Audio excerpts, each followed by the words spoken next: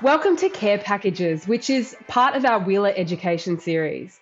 My name's Lucy Thomas, and I'm your host for today's panel.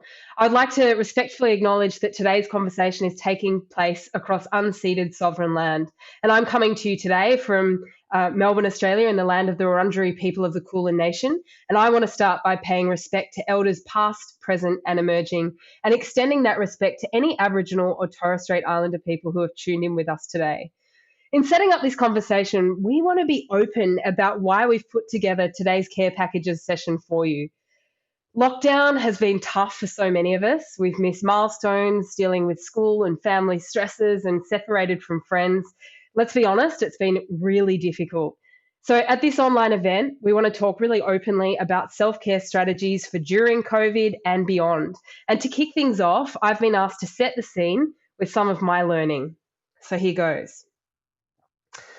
The subject of the moment is self-care, taking an active role in your own well-being. But considering the dumpster of cliches and contradictions you may already have been fed about hashtag self-care, it'd be understandable if you've left the whole topic in the bin. Let's think about it. Live, love, laugh, lift, look good. 16 trendy workouts you should really consider trying this year. Body pump, cardio kick, ab attack, Disco Inferno yoga. Transform your body in the latest 4, 6, 8, 10, 12-week challenge. Why not upgrade those trackies for some high-performance fitness fashion? Shred your core. Go from scrawny to brawny. Flex those biceps. Be a real man. De-stress, detox, decompress, declutter, de-bloat. Study harder. Take a break. Clear your inbox, limit your screen time, follow your dreams, get some shut-eye. Rise and shine with this must-have 24-karat gold face mask. Treat yourself. Wake up and smell the rose-scented candles. Groom, pamper, exfoliate, soak, have a bubble bath. Don't sweat the small stuff. Turn I can't into I can. Find your signature scent. Breathe and believe. Get an air purifier. Love yourself. Write yourself a letter of praise. Enter promo code MeTime for a 10% discount. Keep a balanced diet. Protein bars, protein shakes, protein balls. Make sure you get enough protein. Eat organic, dark leafy greens, quinoa, kombucha, activated almonds, good fats, not bad fats, antioxidants, superfoods, raw, vegan, carob, bliss balls, kale. Run. Sleep, stretch, flex, connect, unplug, lift, relax. When we hold these messages up to the light, self-care seems to have evolved into some kind of totally unrelatable alternate reality that actually distracts us from taking care of ourselves. It disconnects us from each other. Now, I'm not saying there's anything wrong with pampering or kale or yoga, which is actually an ancient physical and spiritual practice with meaning that extends well beyond the transformation challenges and Instagram posts that we see today. There's nothing wrong with getting fit, but when we bundle up all of these messages together, we might get the idea that well-being is something to be bought or performed, or that it's about indulgence. But self-care isn't selfish. It's kicking the cliches to the curb, like this one. You're perfect just the way you are. Well, no, you're not. None of us are perfect, and that's a ridiculous expectation to have of ourselves. We all make mistakes and have room for improvement. Perfectionism isn't self-care. Or what about you create your own reality? Well, in some ways we do shape our reality, but there are also some really nasty forces out there that you definitely don't have control over. If you're depressed, that's not your fault. If you're bullied, that's not on you. You didn't invent serious illness or natural disaster or racism or violence. You definitely didn't create that reality. So blaming yourself for the bad things that come your way isn't self-care either. Or how about life doesn't throw you anything that you can't handle? Well, that's blatantly not true. Some experiences are too big to carry on our own, and that's why we need to reach out for help. Suffering in silence isn't self-care either. In my work as co-founder of Project Rockit, Australia's youth-driven movement against bullying, hate and prejudice, I've crossed paths with hundreds of thousands of school students, many of whom were going through really tough times when we met. Working out how to take care of yourself is helpful at any time, but during a crisis, it's essential and non negotiable. Project Rockit came about because there were these two sisters who got really fired up about bullying and decided to do something about it. My little sister Ro and I had only just finished high school, and we were sick and tired of the way that young people are routinely underestimated on the issues that mattered most to us. We didn't know then that this would become a career. We weren't aiming to start an organization. When I was in school, I never could have dreamed that today we'd have helped thousands of school students all over Australia to challenge prejudice in the world around them. We just knew that we felt like we needed to take action. What I know now is that that first step was an act of self-care, choosing to work towards a world where kindness and respect thrive over bullying, hate, and prejudice. The kind of world that we wanted to live in. Project Rockit has given me purpose when I felt like trying was pointless. It's made me feel valuable and needed. It's built back my strength to bounce back from, stuff ups, and just quietly there have been so many of those. And it's reconnected me with compassion when I myself faced bullying and prejudice. During the most utterly wretched times in my life, Project Rockit has wrapped me up in a community that I never knew I needed. At times, self-care isn't easy or even enjoyable. I've learned that taking care of myself doesn't start and end in pleasurable activities. It's doing that really annoying thing that takes ages, getting an asthma management plan, because it's the thing that's good for us. It's leaning into people who bring out the best in ourselves rather than the people who we feel we have to hide ourselves from. It's how we choose to embody our values even when no one's watching at all.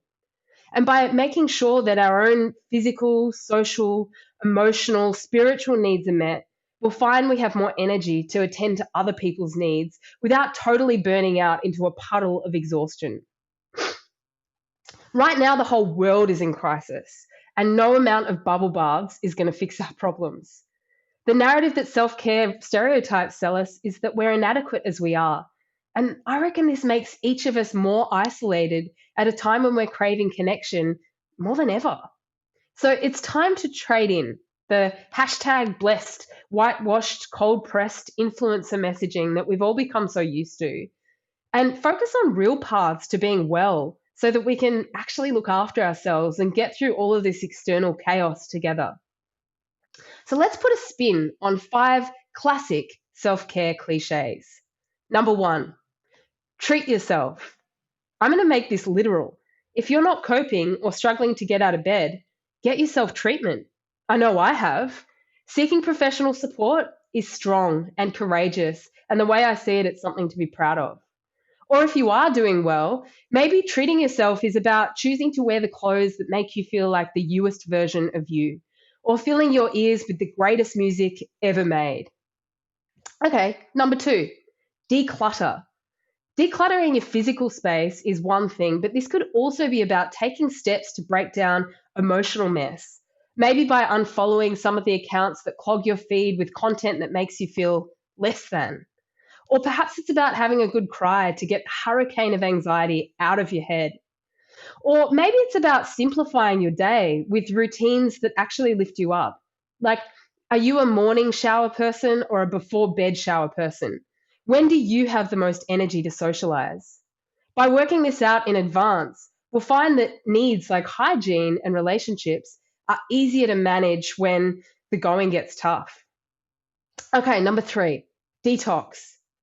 This could be as simple as paying attention to when you're overwhelmed by negative news and choosing to binge on your favorite telly show instead, or setting boundaries to create space from the people who have hurt you too many times, or pausing the flood of incoming notifications with hands-on activities like cooking or building something or drawing. Number 4, take some me time. You know what? The way I see it, me time's about prioritizing what's healthy for me. So this could be scaling back on work to rest and recharge, or creating space for your own cultural practice, whether it be spiritual or religious, artistic, social, food, or maybe health-based. Another way might be moving your body without self-punishment or perfectionism, in a way that actually feels good. And this is going to look different for everyone because we're not all the same, but every body is a good body and all of us need physical care. And finally, number 5, turn I can't into I can. Not by being unrealistically optimistic about every obstacle, but by creating a community of people who rally around you and build up your strength to cope with tough times. This could be folks with shared lived experience based on where you live, your cultural identity and your elders, your sexuality, your gender, disability, faith background, or sporting club, even. Sometimes it will be people who care about you enough to compassionately help you to address habits that have become harmful to yourself or others, and who are patient with you while you're working it out. Or maybe, just maybe, you could build a community around issues that matter most to you, just like my sister and I did when we started Project Rockit. Our communities are so strong when they're united by the shared vision of just creating something better. The way I see it, it's such a shame that the stereotypical idea of self care encourages us only to focus on ourselves, because creating community is an act of self care. In our connection to others, we flex the best parts of ourselves to contribute to something greater, and in turn, we're couched in support when we're not doing so well. I really understand what it's like to wobble. I know what it's like to feel like a failure. In my life, there have been times where I've felt gripped by loneliness and hopelessness, and there have been times when I had no energy to look after myself. To be honest, I don't even think I deserved care. And in those moments, I'm deeply thankful to the community of school students I've met through Project Rockit, who hold up a mirror and reconnect me with who I really am. When it comes to self care, we need to think deeply about how we can build up our reserves and those of the people around us for times of crisis. Self care won't stop the storm from happening, but this practice and the community we surround ourselves with will give us the fuel to ride our way through it. So, now that you've heard my 2 cents, this afternoon we're hearing from 3 exceptional humans who are bringing all of their realness and care to nourish us all. 3 different pieces, 3 different perspectives, and lots of awesome ideas for us to consider. So keep in mind as they share their musings on self-care that they'll be speaking from personal experience with great generosity. At times, this discussion will include sensitive topics, including disordered eating and mental illness. And I reckon they've approached this subject matter with sensitivity, but nevertheless, it is important to name this for anyone who wishes to know in advance. So without further ado, I'm so happy to introduce our first speaker, Chelsea Allan. Chelsea lives in regional Victoria in a small town 2 hours away from Melbourne. She had the privilege of writing for Rosie about 2 years ago and is so thrilled to be given the opportunity to speak again.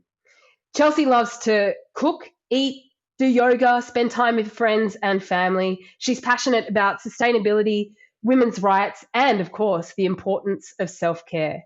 Over to you, Chelsea. Hi, my name is Chelsea. I've experienced a life that doesn't involve self-care and the effects of the mind and the body. So I'm here today to talk about the techniques I've used to include self-care into my daily routine. What really is self-care? Self-care has been made into something so extravagant and expensive to the consumer that we have lost the roots of what it truly is. Self-care is forever changing and is unique to every single person. I often feel as if I am too busy or aren't entitled to self-care, but I've experienced firsthand the impact of neglecting it. At the start of this year, I decided to embark on a fitness journey, which involved eating well and working out daily.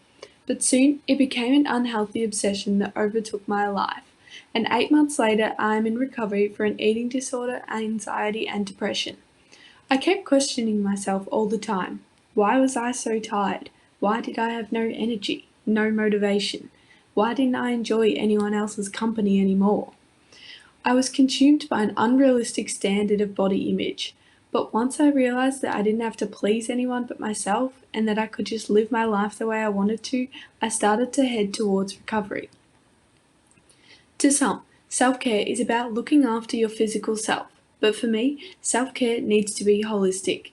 You need to nourish and look after all of your emotional, spiritual, mental, social, and physical needs, not just one of them.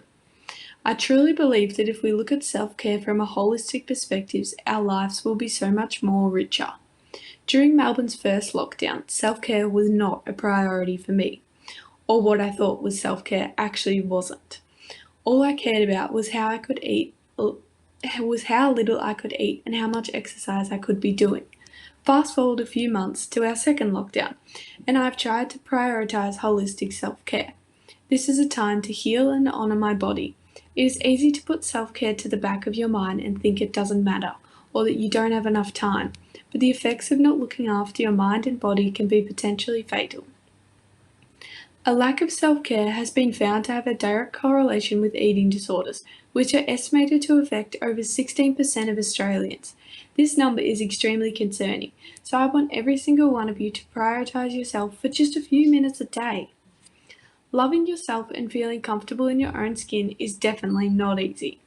I know how challenging it can be to feel confident and happy in the way you truly look. Although there are many factors which contribute to being able to be the best version of yourself, these are some that I have found particularly helpful. Step number 1.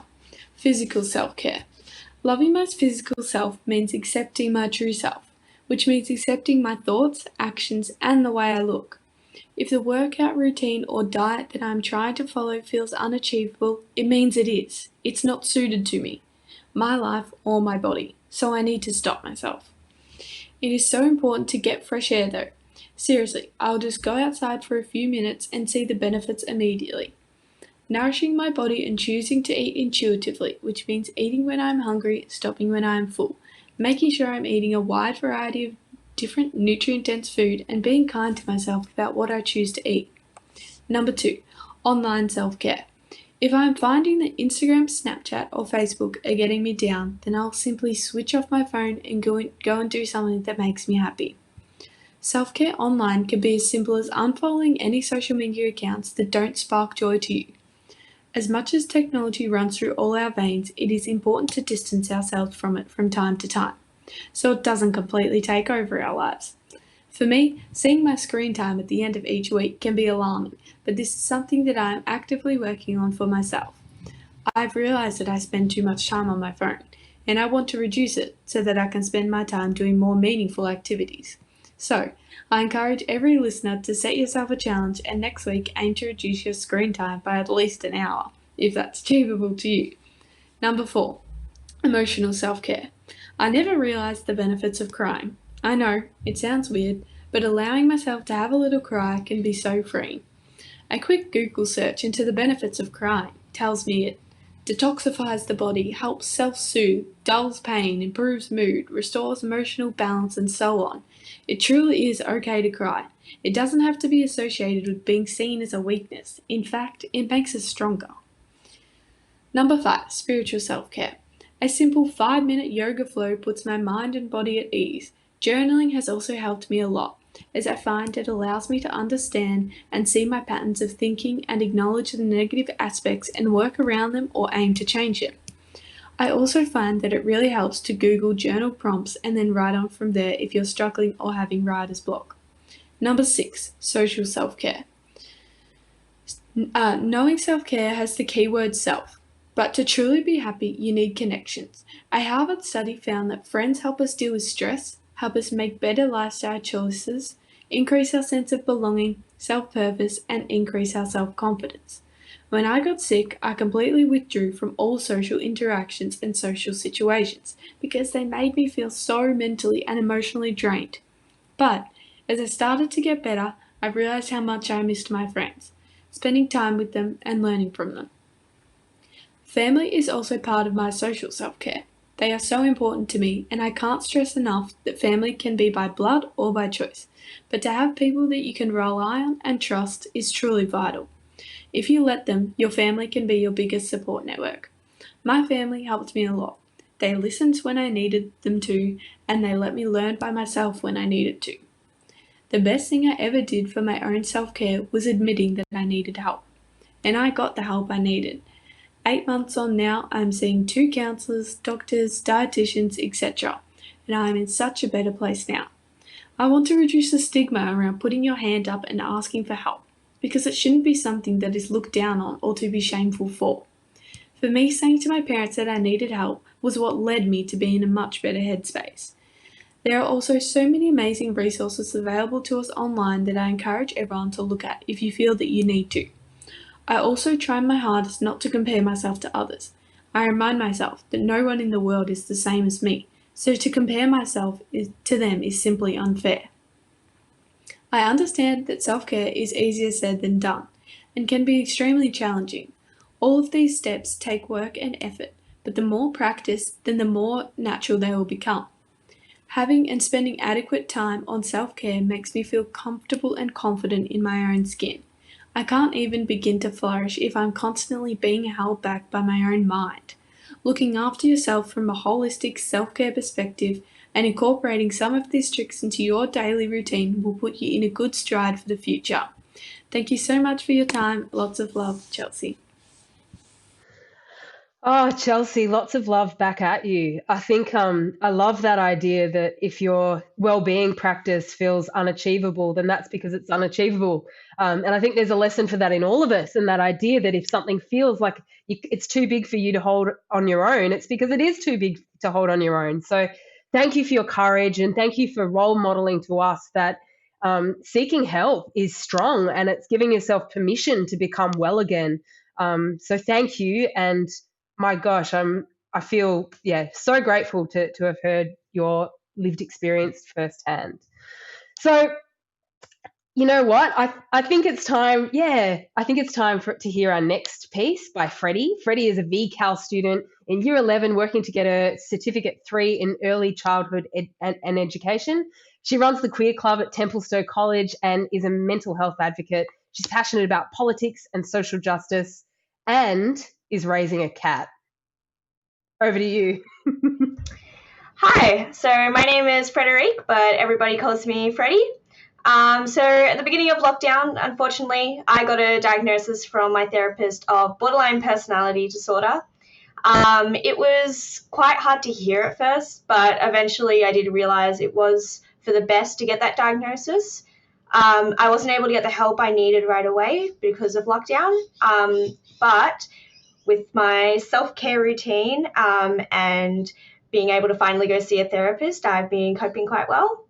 I realized that lockdown's been quite hard, but it's also, I feel like it's been a good time of self-reflection and growth. And so today I wanted to talk about a few of the things that I do just almost every day, or I try to do at least a few of them a day, just to make sure that I'm giving myself some time. I'm giving myself some time in the day for some reflection on myself, and to make sure that I'm, winding down and calming down. So the first thing I wanted to talk about is skincare. So I've been in love with skincare since forever. I like to think of it as my first kind of form of self-care. I guess it was my first proper introduction to it. But I guess I did kind of do some other things like poetry. But skincare was the first thing I recognized as a routine. And I think that's really important. Having routine in self-care, I think, is important because it helps you get routine for other things, maybe things that you have fallen out of routine in, for example, going to school. I'm constantly changing my skincare routine, finding lots of products.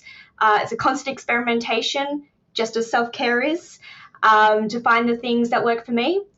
So I'm going to go through my routine right now a little bit. So I use an ordinary cleanser that I use before the shower. I use a toner.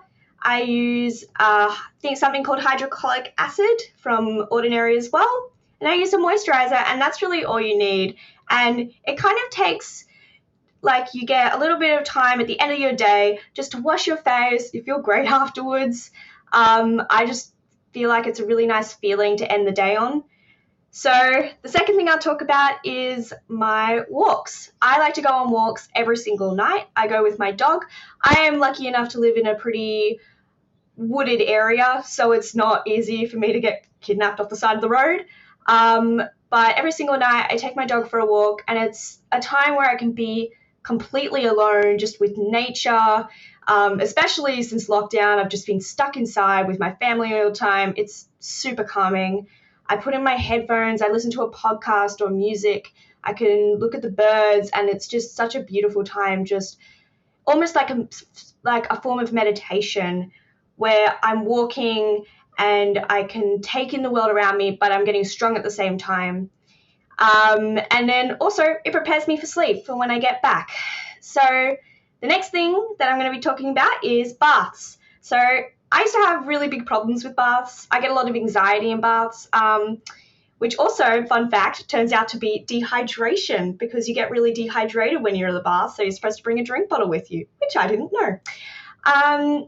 So I like having a nice bath routine. I can put just candles on and I can just lie there. Another form of self-reflection, I can just meditate in the bath and really, fulfill my spiritual health and well-being. So something else that I really struggled with a lot, which I've struggled with since I was around 7 years old, is insomnia. And that really affects my health a lot. If you don't get enough sleep, your body will not work as well. So it took a very long time, but I eventually managed a really good wind-down routine, having sleeping tea, taking melatonin, doing my meditation, and writing down in a notebook all the positives and negatives in my day, which kind of helps me realize what I need to work on for myself, but writing just positive so I can see all the good things that happened today. So even if I'm having a down day, I can read them and realize, look, it's not all bad. I still have all these things that happened. I like to listen to sleep podcasts or music to get me to sleep. And I feel like the more you do it, like at first it doesn't really work, but the more you do it, the more it works. And I think that's a very good thing for self-care, is that at first sometimes it can feel really silly, it can feel stupid, it feels like not right, but when you keep doing it, it does eventually work. So next thing I'm going to talk about that has been a new kind of self-care for me is my kitten. I got a kitten, and I feel like for me personally, this might not work for everyone. I like to look after people. I like to look after animals. I like to look after, I'm doing my Cert 3 in childcare education. I like looking after children. It's just always brought me a sense of comfort. So looking after a kitten has been, it feels like I have a little baby with me. It's been really nice, and it gives me a person, well, not a person, but someone to be there for the whole day. It's good for my loneliness as well. He was very good for company. So I have loved looking after him. So I think that something that's very important about self-care is that you kind of think about some of those intrusive thoughts that you have and realize that they don't define you. And I think therapy, which I'll talk about in a minute, has helped me a lot with that. But I think almost like, for me, I get a lot of anxiety. I get a lot of thoughts that come in my brain. I get a lot of untruths that like to sit there and whisper little lies in my ear. So I like to sit down. I really like to think about these untruths that I'm thinking. Sometimes I write them out. I look at them and I realize that's not true. I don't think that way. That's not correct, because I know in my heart that's not true. And eventually you realize that it's not true, and it's a good feeling. I'm not defined by just a few statements or a few things. So next thing I'll talk about is therapy. Honestly, the best self-care out there is therapy, talking out everything that's on your brain, just getting all of it out there and putting it on another person, and whose job it is to have it on them, so you don't feel that guilt about putting it all on them. You don't have to deal with these things on your own. I think that's a very important thing about self-care. Self-care only works if you have a support network. Just talking about everything that goes on in your brain and getting those thoughts out there is so refreshing, and you can just get everything off your chest. Therapists are really good for that. So now I'm going to talk about something that's really bad for self-care, things that might not help. So personally, I had a little bit of problem with alcohol. I personally feel like it very disrupted my self-care. There's a saying that drunk words are sober thoughts. So in a way you're speaking truthfully, which can be kind of refreshing. But then I realized that it just slowed me down. It made me feel like shit afterwards. It was very dissociative, and it's disconnected me. And it's very disconnecting to yourself as well. And self-care is the opposite of that. It's about connecting to yourself and loving that connection, if that makes sense. Letting go of toxic friendships and relationships was also very important for self-care. Earlier this year, I quit my fast food job because it was making me very anxious, and I realized eventually it wasn't a positive environment. I was actively putting myself in a negative environment, and I had to take myself away from that. Giving myself permission to quit was kind of self-care all in its own, giving myself that permission to do those things. And finally, I quickly want to talk about cooking. Cooking is something that I'm planning to do for the future. It's what I want to do for a job one day. And I don't know how many people have seen the musical Waitress, but that musical, they have a really interesting line to me where she puts all of her emotions, all of her anger, all of her distress into her cooking, and she can serve it away. And I really like that metaphor because I feel like that's what I do. I like to put all my anger and stress and anxiety into my cooking, and then I can give it to people, and it makes them happy because I've given them food. And I feel like it's a little bit dramatic, but it is true. You can put your bad and good feelings into your cooking, and it creates something wonderful. I like to share what I cook. It makes other people happy, and it brings them together. So yes, as I said before, self-care is a bit like my skincare routine. It's an ongoing experiment. You're not going to find what works straight away, and you've got to keep trying to find the things that work for you. And it's like eating and drinking. You need it to live. It's a constant thing you need to look after yourself, and it's very important. Thank you. My name is Freddie. Thank you. I reckon that analogy of self-care being like skincare is so true, because we can think about it in terms of the fact that we don't have the same skin. We're not all the same, so we're going to need different tools.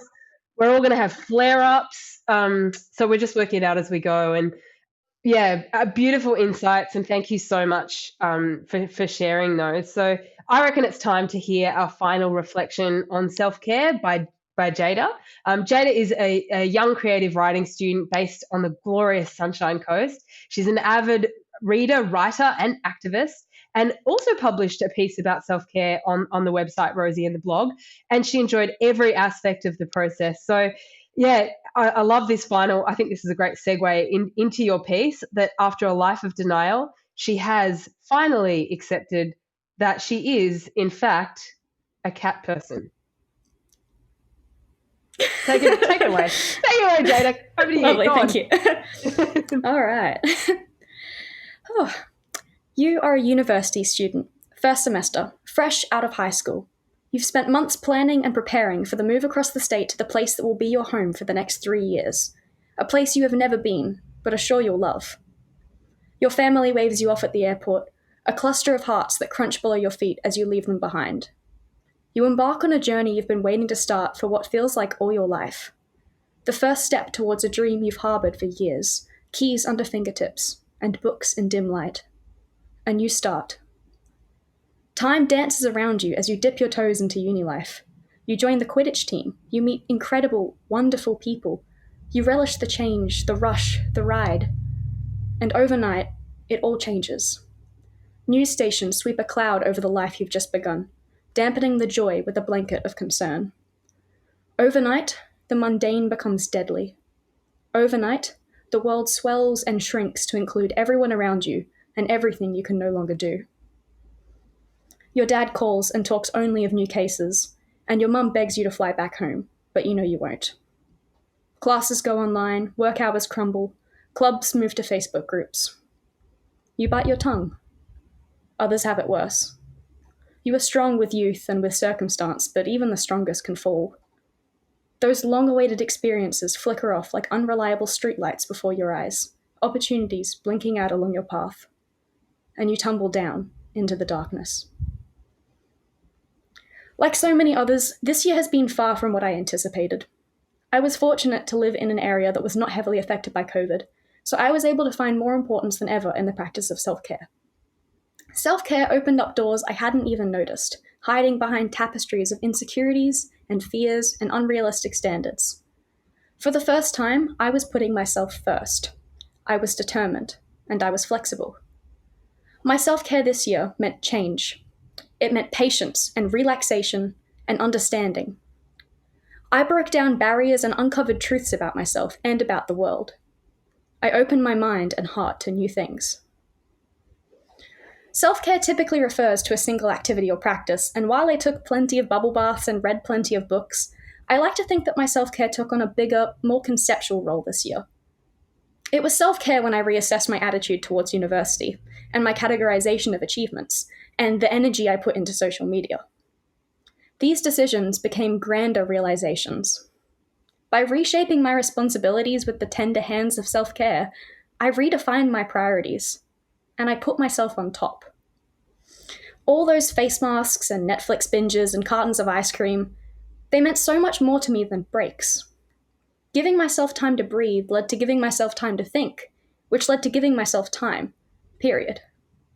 The world opened up, despite the quarantine, and in turn, so did I. In August, I let my little sister cut me a fringe. It was impulsive and messy and wonderful, which, for me, just about sums up this year. It was a change, and it was out of my control. In some ways, relinquishing control was what I needed. It removed me from the narrative when the climax blew close. In assignments, in housework, in friendships, I loosened my grip and stepped away. Stepped into a book where the narrative didn't affect me. Stepped onto a beach and pretended the narrative was resolved. When the time came for me to face the story, not only did I feel more prepared, but I was curious. Was the narrative really that intimidating? Why? And did it have to be? Self-care helped me reassess my standards. I have always been a high achiever, plagued by inescapable bouts of laziness, and the switch to online learning sent my structured dreams right down the drain. I had high school totally figured out. Years of practice had ensured that I knew how to tick the boxes on the rubrics, but uni was an entirely different ballgame. Chuck in a global health crisis, and I was way out of my depth. I have a short attention span at the best of times, so virtual classes were about the worst thing that could have happened. I was not getting the grades I wanted, or the grades I had expected, and my first semester would have gone down in flames if I hadn't taken a step back and wondered why I wanted those grades in the first place. If I hadn't given myself space to relax and rethink. High school had felt like a constant battle for the top, but uni didn't have to be like that. High school made me miserable, but uni was supposed to be fun. I had classes called Playing with Genre, and incredible tutors that took my breath away, even over Zoom. I was learning so much more than I had ever learned before about industries and language devices and writing techniques. You can't measure all of that in a grade.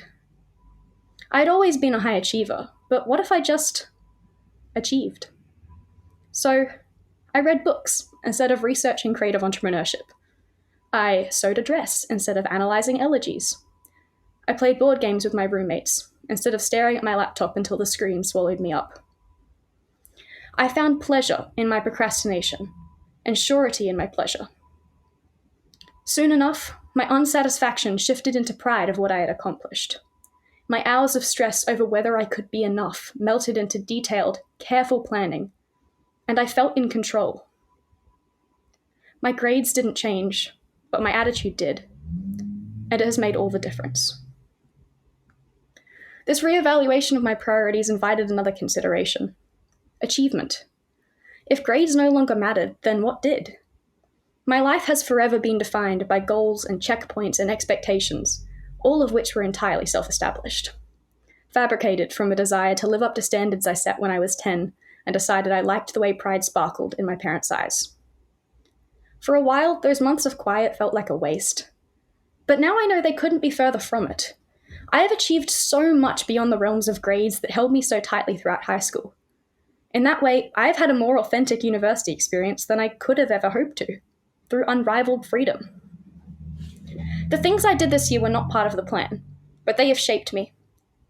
A new friend taught me how to sew, and I've fallen in love with fabric, begging for trips to Spotlight to scout the discount bins and find exciting patterns. I have made earrings and mailed them to friends across the country. I bought a ukulele and coerced my unruly fingers into beautiful chords. I stopped working, and I am beyond grateful that I was privileged enough to have that as an option. I have made a lot of cheesecakes, started driving lessons, even sculpted a wonky reimagination of my chest onto a plant pot. Little acts of self-care that swelled into something more.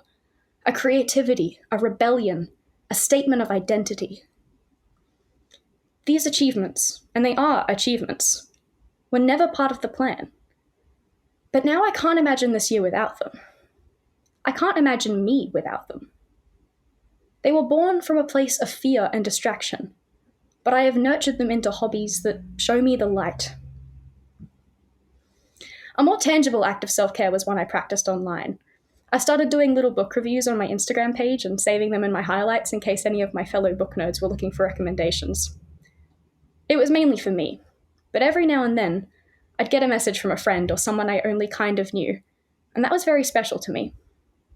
It woke me up to the power we all have, from something as small as helping a stranger out of a reading slump or in educating another about fat phobia, to bringing a small amount of comfort to someone else who is struggling.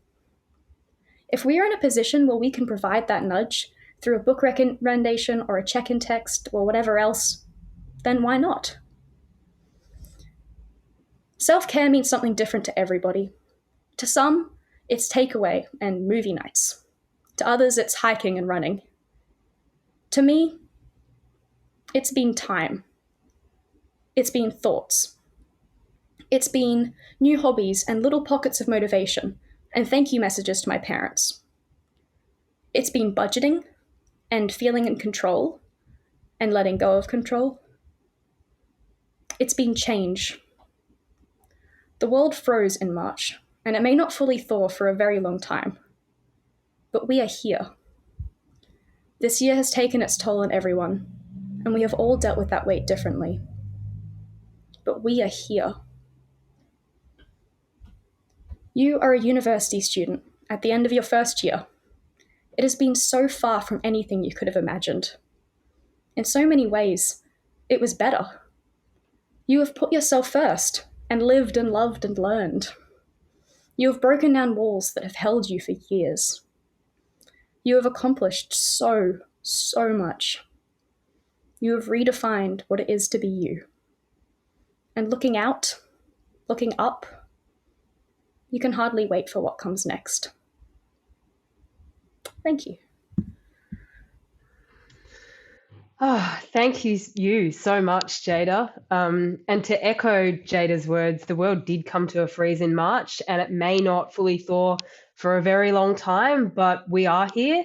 And I think your piece highlights the joy that can come from mess. And taking together all of your reflections that we suffer in life. We do go through times of crisis, and I just am so inspired by the way that each of you have used creativity and community and even cooking as a way to channel that into something meaningful, not just for yourselves, but for others. You must be immensely proud of who you are and how you're navigating this bloody difficult, extraordinary time.